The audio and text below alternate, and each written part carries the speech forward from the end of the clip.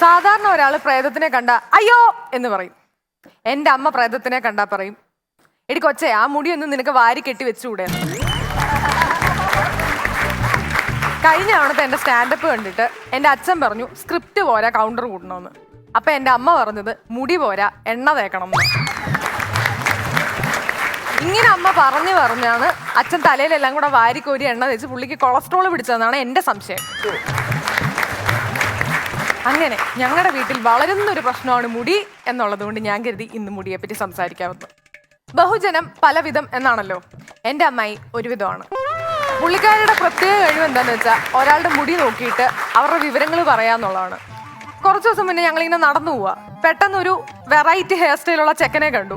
ഉടനെ അമ്മായി, തെക്കേലെ പ്രഭാകരന്റെ മോൻ, 22 വയസ്സ്, ജോലി കഞ്ചാവ് ഡീലർ, ആധാർ കാർഡൊക്കെ എണീറ്റെന്ന്. അപ്പൊ നാണെന്നോ പൊട്ടനാ? മുല്ലപ്പെരിയാർ വെള്ളത്തിനേക്കാൾ വലിയ വിഷയമാണ് ഞങ്ങളുടെ വീട്ടില് ബാംഗ്ലൂരിലെ വെള്ളം. എൻ്റെ ചേട്ടൻ ബാംഗ്ലൂരിൽ നിന്ന് വരുമ്പോൾ ഉടനെ അമ്മ പറയും, മോനെ നിന്റെ മുടിയൊക്കെ ബാംഗ്ലൂരിലെ വെള്ളം തിന്നല്ലോടാന്ന്.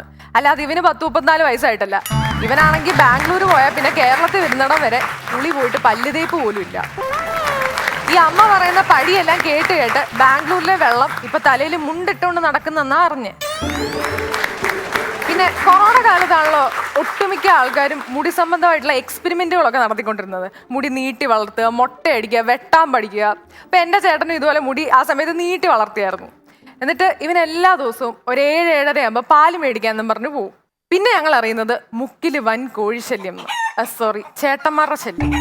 എന്താന്നോ, ഇവൻ MS ധോനിയെ ഉദ്ദേശിച്ചാണ് മുടി വളർത്തിയതെങ്കിൽ ഇവര് കരുതിയത് ഇതേതോ MS ധ്വനിയാണെന്ന്. ഇവന്റെ ഇടതൂർന്ന കേശഭാരവും മാസ്ക് ഇട്ട മുഖവും എല്ലാം കൂടെ കണ്ടപ്പം അവരെയും തെറ്റു പറയാൻ പറ്റൂല. എന്തായാലും ഇതോടെ അവൻ മുടി വെട്ടി കളഞ്ഞു. പിന്നെ മൈ ഹെയർ മൈ ഐഡന്റിറ്റി എന്നൊക്കെ പറഞ്ഞിട്ട് അവൻ മുടി കളർ അടിച്ചു. സാധാരണ ആൾക്കാർ മഞ്ഞയും ചുവപ്പൊക്കെ അടിക്കുമ്പം ഇവൻ അടിച്ചത് വെളുപ്പ്.